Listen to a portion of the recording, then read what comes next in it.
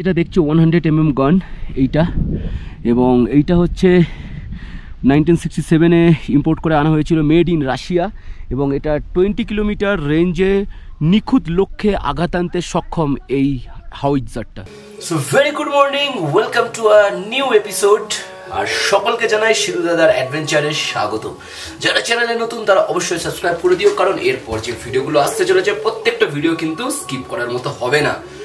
আর আজকে আমরা যে রয়েছি সেটা আগের ভিডিওগুলোতে তোমরা দেখেইছো। আগের দিন আমরা টোটাল নাথিং ভ্যালিটা এক্সপ্লোর করেছি, যেখানে ট্রেক করে করে অনেক জায়গায় গেছি। সেখানে আমি আমার গোপ্রোর কিটাও হারিয়েছি। তো আজকের এই এপিসোডে আমরা এখান থেকে রওনা হয়ে যাব আমাদের নেক্সট ডেস্টিনেশনে। আর আজকের আমাদের এই নেক্সট ডেস্টিনেশনের যদি দেখতে চাও কোথায় কোথায় যাচ্ছি, তাহলে কিন্তু অবশ্যই সঙ্গে থাকতে হবে। সো চলো বেরিয়ে পড়ি। সো রেডি হয়ে গাড়িতে উঠে রাস্তাতে যেতে যেতেই প্রথম যেটা চোখে পড়লো সেটা হচ্ছে একটা সাইনবোর্ড, এবং যেখানে ইন্ডিকেট করা ছিল যে কোন জায়গাটা কতটা দূরে। তো আমরা প্রথমে যেটা দেখলাম যে এখান থেকে বাবা মন্দির 4 kilometre, Nathula 11 kilometre, Changu 20 kilometre এবং গ্যাংটক 62 কিলোমিটার। সেটা হচ্ছে বাবা মন্দির নামে এটা পরিচিতি লাভ করেছে, অ্যাকচুয়ালি বাবা হরভজন সিং। আমার পেছনে যেটা দেখছো শোরুম, এখানে তোমাদের জুতো খুলে রাখতে হবে, এবং যেহেতু ঠান্ডা সিঁড়িগুলো পুরোটাই পাথরের, তাই এখানে স্লিপার পাওয়া যায়। তুমি সেই স্লিপার পরে ওপরে যেতে পারো। এখানে একটা হিস্ট্রি রুম দেওয়া রয়েছে, যেখানে বাবা হরভজন সিংয়ের প্রত্যেকটা মুহূর্ত, যে যে জায়গাগুলো উনি ছিলেন পোস্টিং, সেখানে অ্যাকচুয়ালি বাবা হরভজন সিং যিনি ছিলেন, উনি ইন্ডিয়ান আর্মিতে একজন কর্তব্যরত আর্মি ছিলেন, সোলজার ছিলেন। এবং একসময় যখন ইন্ডিয়ান আর চায়নার ভেতর একটা ওয়ার চলছিল, সেই সময় উনি চায়নার আর্মিদের বিরুদ্ধে এতটাই অ্যাগ্রেসিভ হয়ে যান, যখন চায়না আর্মিরা জোর করে ইন্ডিয়ান বর্ডারের ভেতরে চলে এসেছিলেন। তো তখন উনি একাই ওনাদের পেছনে চেস করতে চলে যান, এবং একটা এনকাউন্টার হয়। তো উনি একা দাঁড়িয়ে থেকে টোটাল একটা চায়না আর্মির বিরুদ্ধে লড়াই করেন, এবং অবশেষে সেখানে শহীদ হন দেশের উদ্দেশ্যে।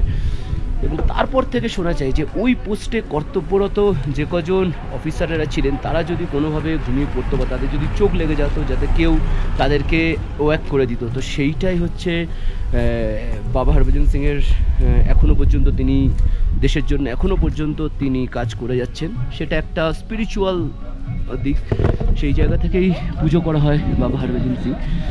তো এইটাই হচ্ছে হিস্ট্রি। আর এখানে প্রত্যেকটা মেমোরিয়াল বেরিয়া রয়েছে, ওখানে রয়েছে ওয়ালস অফ ভিলেন্স। এখানে একটা ছোট্ট মিউজিয়াম মতো রয়েছে, আর এইখানে হচ্ছে মন্দিরে যাওয়ার রাস্তা। জয় বাবা হরভজন সিং।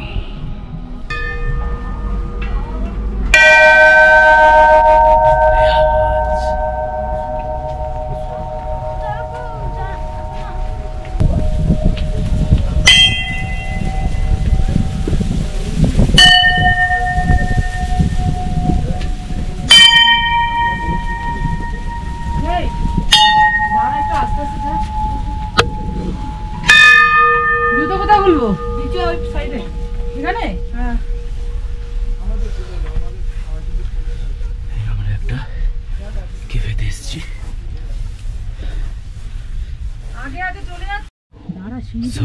এখানে যেটা আছে এটা হচ্ছে ওনার ওয়ার্কিং ডেস্ক। একদম আস্তে আস্তে আসো। এটা ওনার ইউনিফর্ম, এটা ওয়ার্কিং ডেস্ক। আর ওয়ার্কিং ডেস্কের পরে যদি একটু এগোই, সেটা হচ্ছে এখানে উনি যে বিছানাটায় শুতেন সেইটা, ইভেন ইচ অফ এভরিথিং যা যে জন্য ইউজ করতেন এবং যে জিনিসগুলো উনি ব্যবহার করতেন, ওনার জুতো, ওনার ইউনিফর্ম, সব কিছু এখানে রয়েছে। পাগড়ি, লাঠি, দেখতেই পাচ্ছ, সব কিছু যেগুলো রয়েছে সেগুলো এখানে রয়েছে। আর নর্মাল যে ড্রেস, সেটা অকেশনালি যে ড্রেস ওয়ার করতেন সেটা।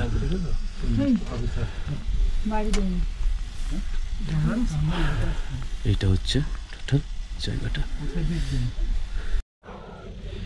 আর এটা হচ্ছে বাবা হরভজন সিং এর মন্দির উপরে, যেটা তোমরা দেখেছিলে। তো তোমরা দেখলে আমার নলেজে যতটুকুনি ছিল আমি সেটা তোমাদের সঙ্গে শেয়ার করে নিলাম। তো এবারে আমরা নিচে নামি, নিচে নেমে প্রসাদ গ্রহণ করবো, আমরা আবার আমাদের নেক্সট ডেস্টিনেশনের উদ্দেশ্যে। বাবা মন্দির দর্শন করে আমরা এগিয়ে চলেছি এবং আমার সামনে যেটা তোমরা দেখছো সেটা হচ্ছে ইয়াক গল্ফ কোর্স। যদিও সময়ের অভাবে নেমে দেখাতে পারলাম না, এবং এই জায়গাটা পুরোটাই ইন্ডিয়ান আর্মি পরিচালিত। আর এই গল্ফ কোর্সটা হচ্ছে বিশ্বের সর্বোচ্চ উচ্চতায় অবস্থিত গল্ফ কোর্স, যা আনুমানিক 13,000 ফুট উচ্চতায় অবস্থান করেছে। আর এই গল্ফ কোর্সটা টোটালি কিন্তু অপারেট করে ইন্ডিয়ান আর্মি। তো জাস্ট ভাবতে পারছো এই উচ্চতায় এইরকমভাবে একটা গল্ফ কোর্সকে মেনটেন করা কিন্তু নট একটা ইজি জব। এরপরে সুন্দর রাস্তা ধরে আমরা এগিয়ে চললাম আমাদের গন্তব্যে। আর রাস্তার শোভা সত্যি অসাধারণ, মানে কোথাও সাদা সাদা বরফ পড়ে রয়েছে, কোথাও আবার বরফ পড়ে জল হয়ে রয়েছে। রাস্তাতে অ্যাসফল্টের দেখা, উল্টো দিকে নীল আকাশ, সাথে সাদা তুলোর মতো ভেজা ভেজা মেঘ, বরফে ঢাকা পাহাড়, কোথাও আবার বরফ ছাড়া পাহাড়, সব মিলিয়ে এক কথায় অসাধারণ লাগছিল এই প্রকৃতির।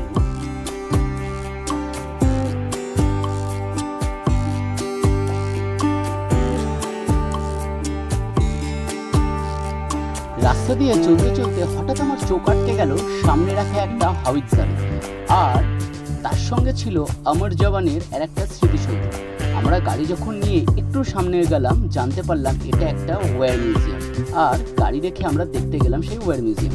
গ্যাংটক যাওয়ার পথে যে জায়গাটায় থেমেছি সেটা হচ্ছে এইটা, Kanchenjunga war museum. So let's see, দেখা যাক মিউজিয়ামের ভেতরে কি আছে।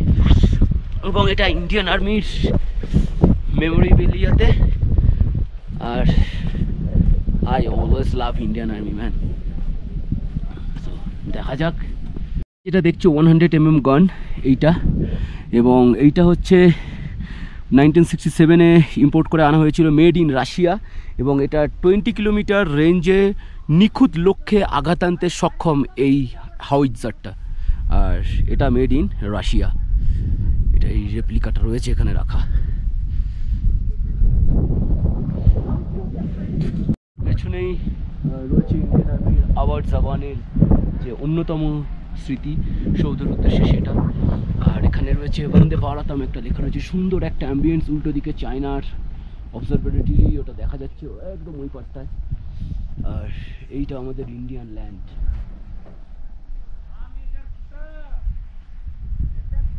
করি তোমাদের প্রত্যেকেরই এই জায়গাটা ভালো লাগবে, আর ভালো লাগবে না কেন বস?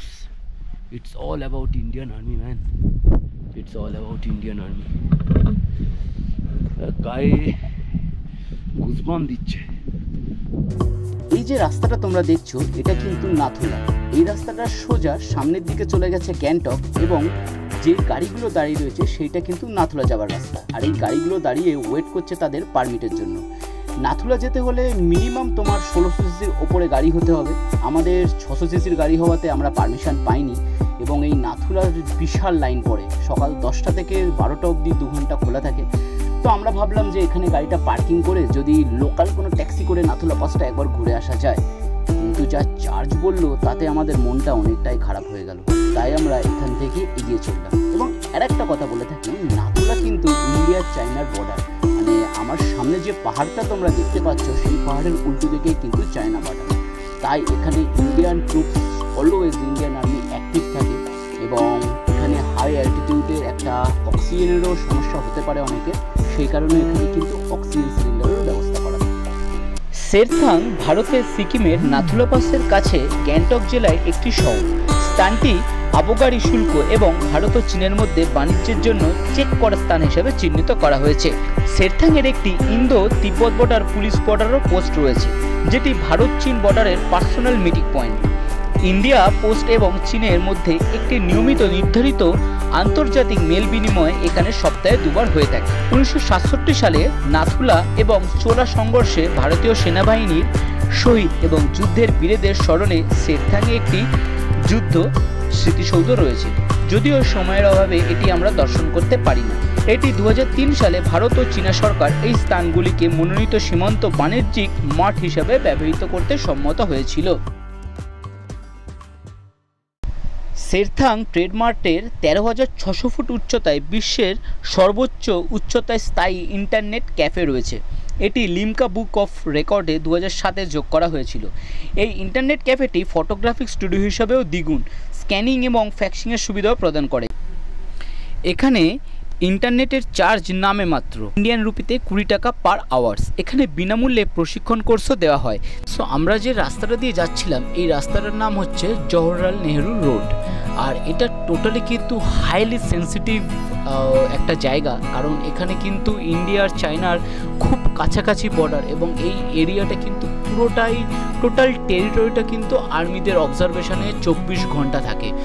আর যদিও বরফ একটু কম হয় তাই রাস্তাটা তুমি দেখতে পাচ্ছ, নাহলে যদি ডিসেম্বর বা জানুয়ারি মাসে আসো তাহলে এই রাস্তাটা কিন্তু ফুল অফ স্নোয়েতে ঢাকা পড়ে থাকে, মানে পুরো সাদা হয়ে থাকে। এখানে আর্মিদের ট্রাক ছাড়া আর কোনো সিভিলিয়ানদের গাড়ি বা কোনো ট্যুরিস্টের গাড়ি কিন্তু এই রাস্তায় আসতে পারে না ডিউ টু হেভি স্নোফলস। আর রাস্তার প্রাকৃতিক সৌন্দর্য তো বলে বোঝানোর নাই, মানে সত্যি অসাধারণ লাগছিল। একটা ঠান্ডা ঠান্ডা হাওয়া, তার সঙ্গে এই রকম একটা সুন্দর পরিষ্কার রোদ ঝলমলে আকাশ, সেখানে বরফ দুই সাইডে পড়ে আছে। মানে বাঙালিদের কাছে কিন্তু এটা অন্যতম একটা অ্যাট্রাকশন, মানে যারা পাহাড় বরফ এইগুলো পছন্দ করে। এবারে আমরা যে জায়গাটা এলাম সেই গ্রামটার নাম হচ্ছে থেগু। এইটার দুটো হিস্ট্রি রয়েছে। এটা হচ্ছে ওয়ার্ল্ডের সবথেকে হাইস্ট অ্যালটিটিউডে এটিএম রয়েছে, যেটা এই থেগু গ্রামে অবস্থান করেছে, যা কিনা 13,200 ফিট। এবং এই জায়গাটা টোটালি কিন্তু ইন্ডিয়ান আর্মি অপারেটেড। এবং এই জায়গাটা কিন্তু চায়না আর ইন্ডিয়ান আর্মির যখন যুদ্ধ হয়েছিল তখন কিন্তু এই থেগু গ্রামে কিন্তু অনেকটা বেশি এফেক্টেড হয়েছিল। সো দেখতেই পাচ্ছ তোমরা। আর এটিএমটা ঠিক আমার ভিডিও স্ক্রিনের দেখো ঠিক ডান দিকে রয়েছে এটিএমটা। সো এইটাই হচ্ছে থেগু গ্রামের হাইস্ট অ্যালটিটিউডে অবস্থান করা একটা এটিএম। যদিও সময়ের অভাবে আমরা এখানে বেশিক্ষণ স্টে করতে পারিনি, এবং এখানে কিন্তু ইন্ডিয়ান আর্মির অপারেটেড ক্যাফেও রয়েছে। তো এইখান থেকে আমরা চললাম এগিয়ে টুয়ার্ডস গ্যাংটকের দিকে, কিন্তু তার আগে যেখানে আমরা যাব সেটা হচ্ছে ছাঙ্গুলে।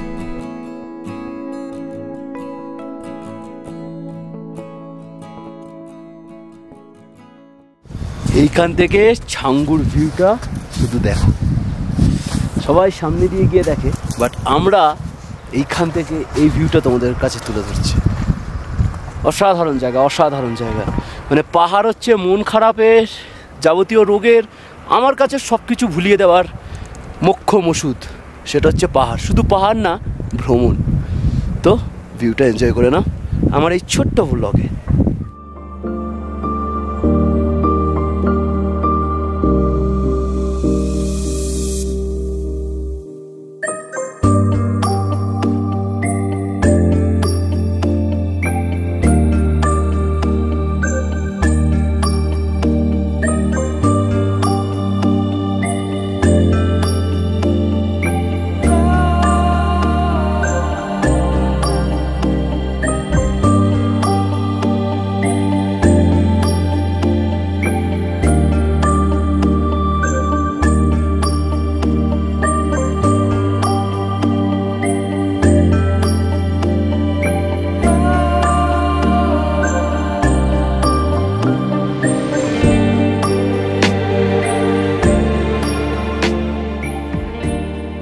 সো আমরা এতটা পথ এতটা জার্নি পাড়ি দিয়ে চলে এসেছি। এটা one of the famous spot, যেটা ছাঙ্গু লেক নামে বাঙালিদের কাছে পরিচিত।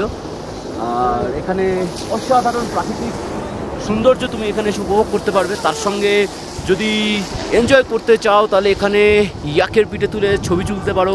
প্লাস যেটা রয়েছে সেখানে হচ্ছে কেবল কার রয়েছে, কেবল কারে করে তুমি ওই ওপরে ভ্যালিতে যেতে পারো। Varieties of lots of activities রয়েছে যেটা তুমি এনজয় করতে পারো। আর এখান থেকে আমরা এবারে সোজা যদি সামনের দিকে এগোই তাহলে গ্যাংটকের উদ্দেশ্যে আমরা বেরিয়ে পড়বো এখান থেকে। তো এখানে মোটামুটি বেশ ঠান্ডা মানে এই সময়টায়, এবং একটা সময় মানে ডিসেম্বরের সময় এই দিকটা মোটামুটি পুরো বরফ হয়ে যায়। তো দেখলে বুঝতে পারছো যে ওই দিকের মাউন্টেনগুলো পুরো সাদা। তো আশা করি ভিডিওটা ভালো লাগলো। সো নাথিং থেকে আমাদের গ্যাংটকের রাস্তা কিন্তু এখনও চলতে থাকলো। প্রায় এখনও আমাদের গ্যাংটক পৌঁছাতে বাকি ছিল প্রায় 6 ঘন্টা। তো আমরা যখন গ্যাংটক পৌঁছেছিলাম তখন প্রায় রাত্রি হয়ে গেছিলো, 9:30 10টার সময়। পথে আমাদের একটা ছোট্ট বাধারও সম্মুখীন হয়েছিলাম, তো সেই কারণে আমি ক্যামেরা বা আদার্স কিছু ওইগুলো রেকর্ডিং করিনি। তবে তোমরা মন খারাপ করো না, কারণ পরের ব্লগে কিন্তু আমরা দেখাবো গ্যাংটক বনজাগরি ফলসে আমি যেখানে যেখানে ঘুরেছি এবং যে অ্যাডভেঞ্চারগুলো তোমরা করতে পারবে সেইগুলো। তো পরের ভিডিও দেখার জন্য অবশ্যই কিন্তু সিরিহদার অ্যাডভেঞ্চারের সঙ্গে থেকো। এবং যারা প্রথম এলে চ্যানেলে, যারা ভিডিওটা দেখলে তাদের ভালো লাগলো এবং এই ধরনের আরও নতুন নতুন ভিডিও পেতে গেলে কিন্তু অবশ্যই লাইক, কমেন্ট, সাবস্ক্রাইব এবং বেল আইকনে ক্লিক করে নোটিফিকেশন বেলটা অন করে দিতে হবে। তো আজ এই ব্লগটা এখানেই শেষ করছি এবং পরবর্তী এপিসোডে দেখা হচ্ছে বনজাগরি ফলসে কোথায় কোথায় গেছিলাম সেইটা নিয়ে। সো সকলে ভালো থেকো, টাটা।